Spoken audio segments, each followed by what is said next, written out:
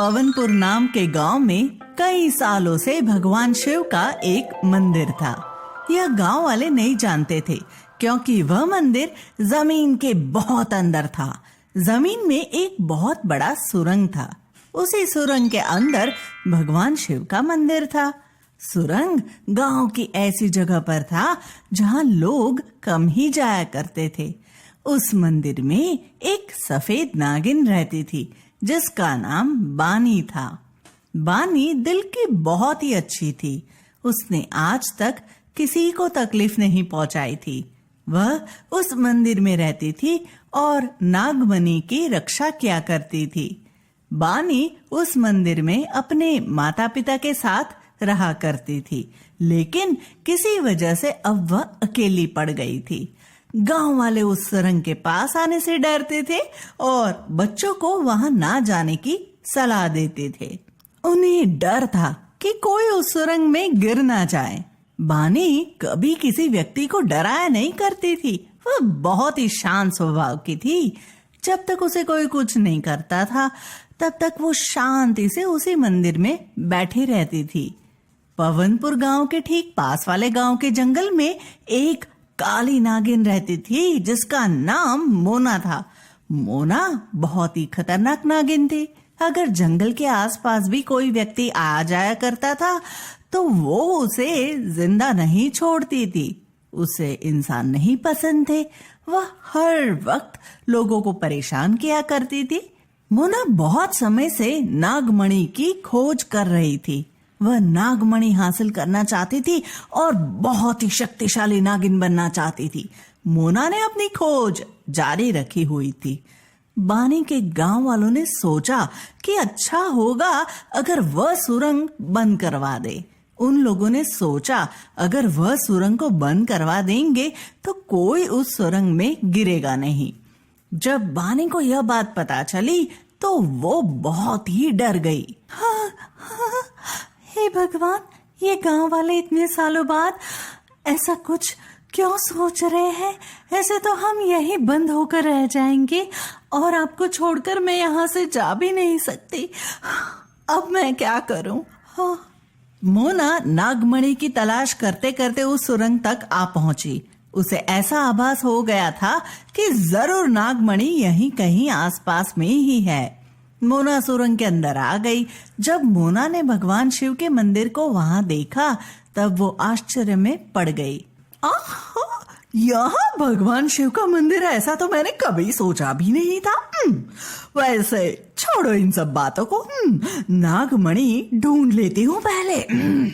मोना नागमणि ढूंढने में लग गई। तभी उसके सामने सफेद नागिन बानी आ गई।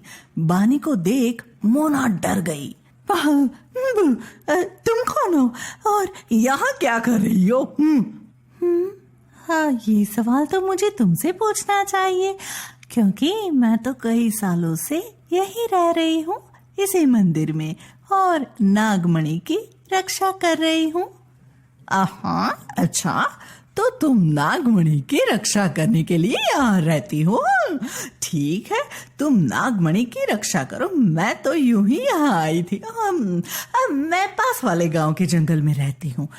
ओह, कौन है ये नागिन जो मेरे मकसद में बाधा बन रही है? अब इसका क्या करूं मैं? कैसे इसे वहां से भगाऊं और नागमणि लूं? लगता है फिर कभी आना होगा। मोना वापस गांव लौट आई और अगले दिन फिर उस सुरंग के आसपास घूमने लगी।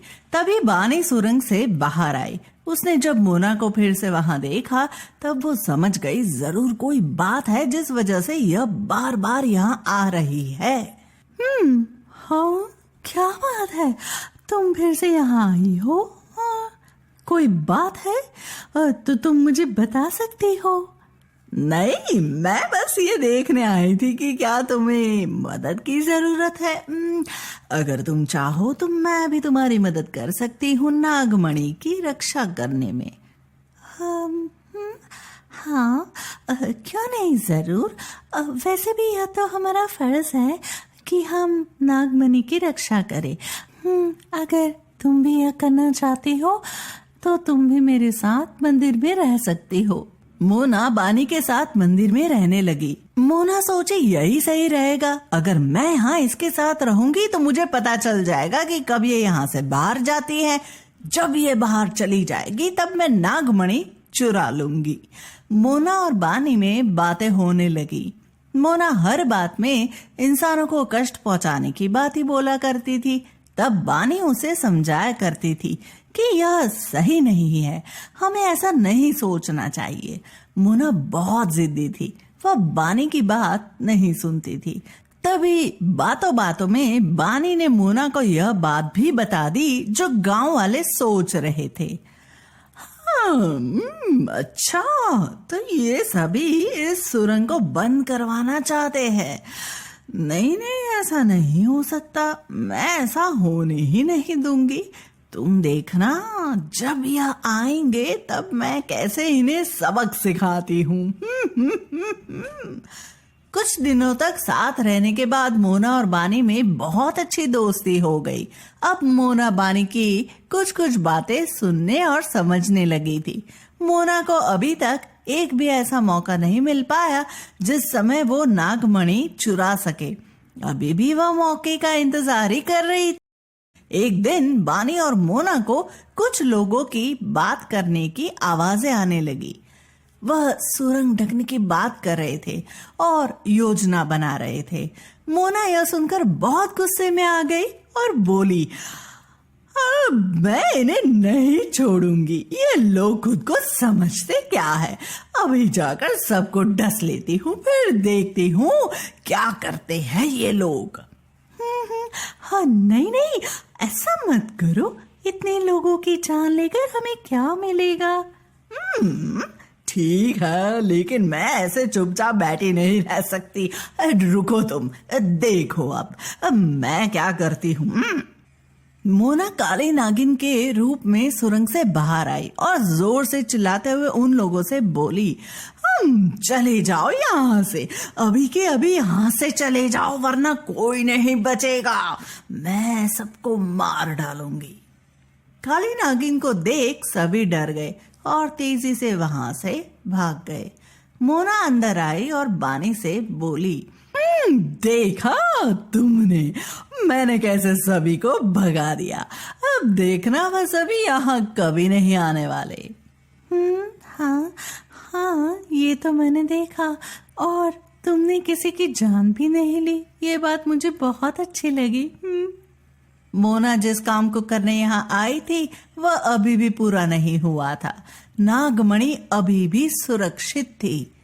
एक दिन बानी मोना को अपने माता पिता के बारे में बता रही थी। हाँ, तुम्हें पता है, मैं यहाँ अकेली नहीं रहती थी। मैं अपने माता पिता के साथ रहती थी। माँ पिताजी मुझे बताते थे कि हमें नागमणि की रक्षा क्यों करनी चाहिए और एक नाग नागिन के लिए यह कितने सौभाग्य की बात होती है। बानी ने मोना को नागमणि की रक्षा से जुड़ी ढेर सारी जानकारी दी। जब मोना को ये बातें पता चली तब उसे एहसास हुआ कि वो कितना गलत काम करने जा रही थी। उसे नागमणि की रक्षा करनी चाहिए और वो खुद ही नागमणि चुराने के विचार से आई थी।